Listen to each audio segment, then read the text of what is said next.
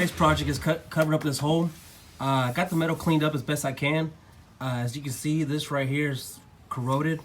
So what I'm gonna do is I'm gonna run some tape, draw my line on where I'm gonna cut out, use that stencil and just lay it over a brand new piece of metal, and then cut this exactly the way it's gotta be.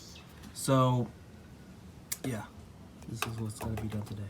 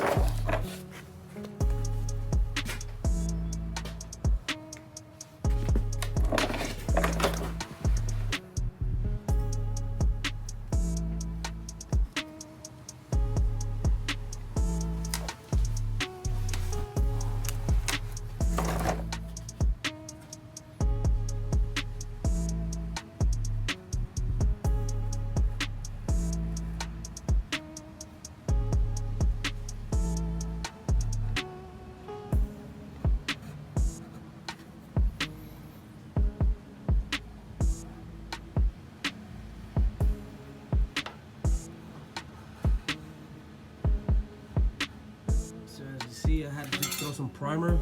That way I can get this nice and primered up. I kind of cleaned this the best I could before I primered it. And now I'm gonna clean this metal up real quick, get this primer off so I can get a good weld. And this is my template right here.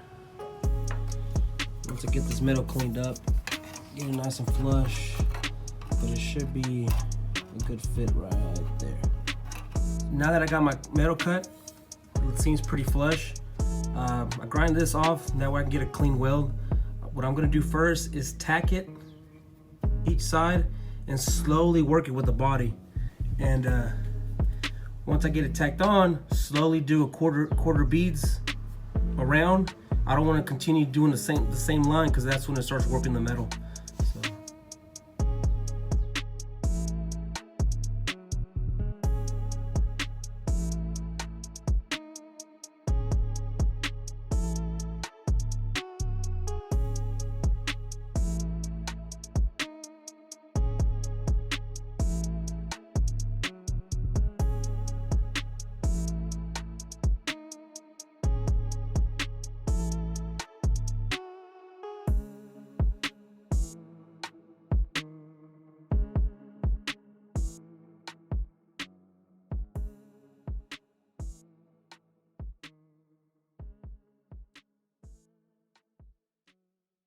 So now that I have it tacked on, like I said before, I did quarter beads all around.